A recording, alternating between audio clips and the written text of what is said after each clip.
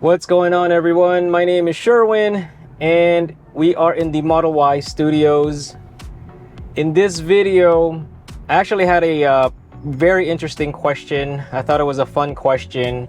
I answered it, but I wanted to elaborate more on it. But the question was posted on the video I did about me changing my mind with the Model X regarding daily driving, commuting, etc., etc. So if you haven't checked out that video, please go check it out. I just shared my thoughts on using the Model X as a daily driver for like 2 weeks while this Model Y Performance was getting wrapped, and I changed my mind on a few things. And so I want to give a shout out to Iluvatar76, who posted the question on that video where they asked, if I had to keep one, which one would I keep? And I was like, boy, that's a that's a very tough question, simply because we are a two-car family. Living in Southern California, you have to have a car because public transportation it sucks. It really sucks. So, and everything is far. And so that Model X video I did kind of outlines the reasons why I prefer to have the Model Y. But there was a couple more things I wanted to add. So we've actually done road trips in the Model Y, but just Vegas. So Vegas is fairly close to us. It's about a 3-hour drive. It's a little over 200 miles. And previously, I owned a Model 3 long range, and the farthest I've driven with that car is Zion National Park, which I can't remember how far it was, but it's farther than Vegas. So I think it might be a 6-hour trip, probably a good 400 miles or so. And so we've done road trips on both Model 3 and Model Y, and it's fine. And we are a family of 5, myself, my wife, our 2 kids, and my father-in-law comes with us. So 3 adults, 2 kids. It's fine on road trips. We did it in the Model 3 all the way to Zion. We've gone to Vegas numerous times in the Model Y. If you don't know, we've had 2 Model Ys. Our previous Model Y is the 7-seater long range, and then now we have this Y Performance, and so those trips were fine. So I'm not saying that the Model Y is not a good car for road trips. So that's why I can say that, yeah, if I had to pick between the two, barring that there is no road trips, the Model Y would be an easy choice. And again, I've outlined that in the previous videos, the reasons why. But if you ask me which car I would keep, and I had to do road trips and also daily commute, I would sacrifice the daily commute feelings because I'm telling you, the Model X is a fantastic car for road trips. We came from 2 minivans, and we love our minivans in road trips. We've had a Toyota Sienna, a 2013 Toyota Sienna XLE, and then we traded in for a 2019 Honda Odyssey Elite. And I think that was the first time I've tasted, I've experienced ventilated seats. And man, you cannot go away from ventilated seats. So yes, Model X definitely, if there's gonna be road trips, I would keep that. And that's one of the reasons, is the ventilated seats. I can't tell you enough how great ventilated seats are.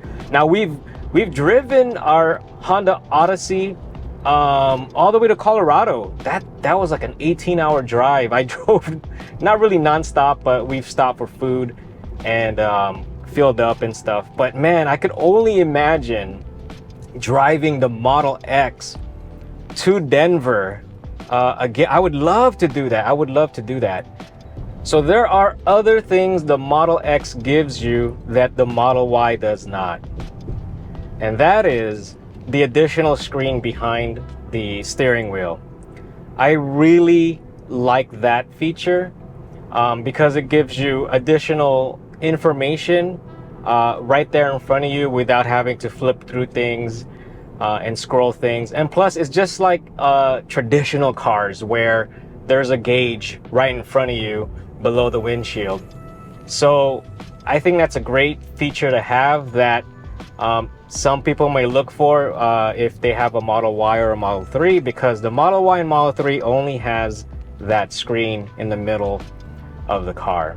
Not to say that you can't get used to it, but I love it when I'm driving the Model X.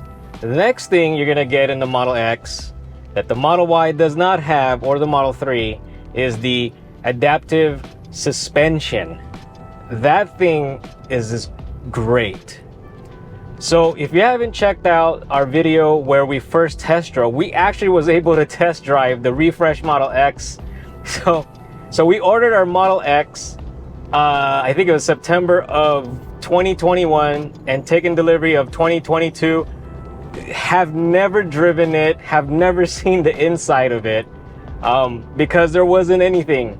Fortunately, our neighbor has one. He has a Model X Plaid, a refresh Model X Plaid, and he offered to let us borrow it to test drive. And so if you haven't seen that video, go check it out. Our reaction on the suspension was just, we were just amazed by it.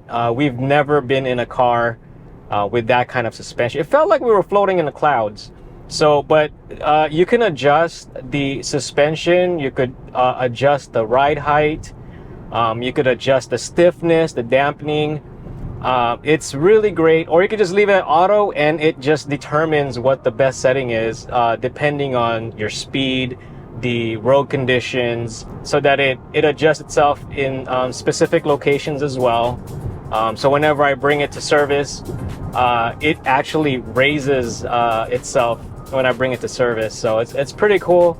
But the suspension, compared to the Model Y Performance, the suspension on this car is a lot stiffer, so you're gonna feel everything, but there's a reason for that.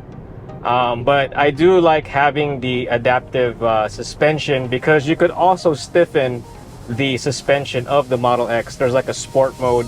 So another thing is the Model X comes with a hitch. It's hidden in the back, in the rear bumper, but it's there. My Model Y Performance, I actually ordered a hitch and had to pay an additional $1,000 for it.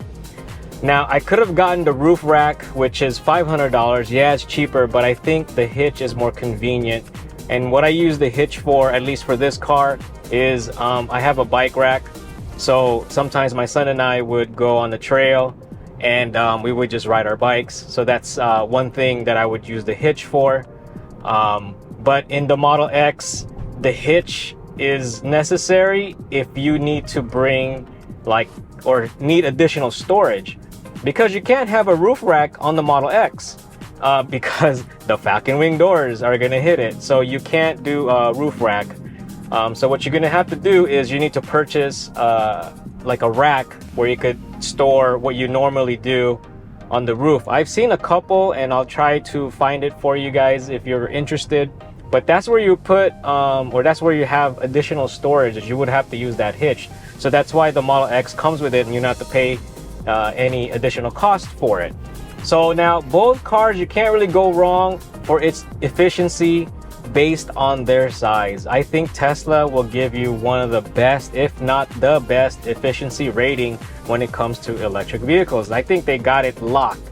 I think they're the best in terms of other electric vehicles in its class, and they're fun to drive. I mean, if you own one, you know what I'm talking about. So here's the caveat if you're gonna choose the Model X over the Model Y. And if you already own a Tesla, you probably have experienced this. The Model X is probably their most expensive car in the fleet, next to the Model S and Model S Plaid. But it is the most problematic car in their fleet. It is, what words can I use? Embarrassing, disappointing, just, I don't know what words to pick. And yet we love it. We love the car. We love our Model X.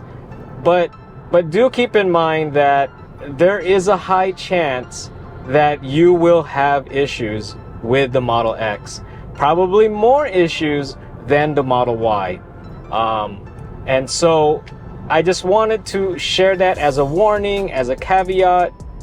If you are considering one or the other, I have a playlist of all the issues that I've ran into with our Model X. It's just been a headache, but when it does work as intended, the car is just fabulous. Oh, and I forgot to mention, if you need a 6-seater or a 7-seater, do not, in my opinion, do not buy the Model Y 7-seater, third row, blah, blah, blah, blah. Don't get it. From experience, and absolutely just my opinion, you may disagree with me, and that's fine. But we've had the 7-seater Model Y for a year. That was our second Tesla, and that was the in-between car because we had to wait over a year for our Model X. Our Model X was the intended car we wanted, but we didn't have another car because, like I said, we are a 2-car family. We needed a second car. Our Odyssey was out of lease, or we needed to return it, or something happened, but we needed another car. So at that time we were able to get a Model Y 7-seater fairly quick. I think it only took 2 months at that time, and the 7-seater was a new option. And so we got it while we waited for the Model X. But not only did we hardly use it, but when my 8-year-old sits back there, at that time he was 8. And so my 8-year-old is not a big kid. After an hour, he's calling it quits. He's done. He doesn't want to stay there. There's no vents in the back. That's one huge issue on those third row in the Model Y. There's no vents. So airflow and everything is just, it's difficult to get there in the third row, especially there's glass. It's only glass right above you, so it does get pretty hot. So just keep that in mind. If you need a 6-seater or a 7-seater, just get the X. And if the Model X is not in your budget, honestly, get a minivan. Save the money, get the minivan. And then, later on, when it fits the budget, trade in the minivan and get the Model X. I don't know if there's any other EV. I guess you could go with the Rivian R1S. But I can't really recommend it because I don't own it. But I've owned the minivan, and we have the Model X, and we've owned the Model Y 7-seater. Save your money, because the 7-seater is gonna run you close to 60,000. You're in the mid 50s to 60,000. Man, you could get a really nice minivan for that price range. So yeah, I would, as much as I love EVs, I would tell you to get the minivan instead. You're gonna be much more comfortable. The options are gonna be better, I think. Here's the other thing I forgot to tell you. So the rear entertainment system in the Model X is an embarrassment on how they design it. And this is comparing to minivans once again, because the rear entertainment system is poorly designed in the Model X. Because if your kids want to watch something, there's no headphones. There's no headphone jack. You can't use wireless Bluetooth headphones or whatever. You're gonna hear, if you're on a road trip, you want to listen to something, and your kids are, oh, let's watch Netflix, great, blah blah blah. Guess what? you lose. They win, because if you don't give them what they want, they're gonna be annoying as heck. And while they're watching their Netflix, it's pumping through all the speakers, the sound. So that's what you're gonna have to deal with. So whatever they're doing back there with the rear entertainment system, everyone is gonna be entertained by it, because you can't plug in headphones, nothing. You lose. Who designed that? Who designed? My goodness. So be aware of that. That's really one of those things that's just like, my goodness, why? So that's another caveat on that rear entertainment system. Although the Model Y doesn't have any at all, you could get aftermarket stuff that I've seen, but just be aware of that. So the GoPro died on me. It was overheating and it shut down while filming in the car. So thankfully I was towards the end of the video. This is the part that I was trying to record, pretty much saying thank you for watching. I hope you liked the video. Once again, thank you for submitting that question. It was very interesting, and it became a video, another video. So if you have any questions, please ask them, and we can discuss more about it. Hopefully I can help answer those questions and maybe turn it into another video. And with the caveats on that Model X, it's in the service center. I dropped it off earlier today. So stay tuned for that video. I'll be doing a video on that. I think it's very interesting. I'm looking at some things while at the service center. So let's see how it goes. I don't know how long they're gonna keep it, but stay tuned for that video. Do you like these videos where I just sit in the car and record? I think it's great for me. Because I can spend time in traffic recording content, but also it is a little difficult just saying things in a consistent manner because I'm driving at the same time. I try to remember all the things I want to say, but please give me some feedback on those videos. It is a different scenery in the background, so I think it's pretty fun and cool. But if you like the video, please like the video. If you haven't subscribed, please subscribe. Thank you for watching, and I'll see you on the next one.